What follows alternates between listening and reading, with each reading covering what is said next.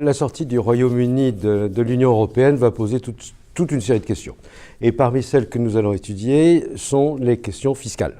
Et comme il y a une foultitude d'impôts en France, au Royaume-Uni, toutes sortes de relations économiques entre les deux pays, vous avez un grand nombre de dispositions fiscales qui vont être impactées ou non par la sortie du Royaume-Uni de l'Union européenne. Prenez un exemple, en matière de TVA, aujourd'hui, chaque entreprise française qui preste des services à un client britannique ou vice-versa doit faire une déclaration d'échange de services portant le numéro d'assujetti à la TVA du prestataire, du preneur et le prix de la prestation. Le jour où le Royaume-Uni sortira de l'Union européenne, plus de déclaration de cette nature. Autre exemple, puisqu'on est en matière, on va examiner surtout les questions financières, en matière de dividendes.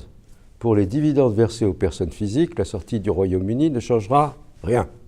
En revanche, pour les dividendes payés par des sociétés françaises à des sociétés britanniques, dans certains cas, la fiscalité va changer, dans d'autres cas, elle ne va pas changer. Tout ça dépendra du taux de participation de la société anglaise dans la société française.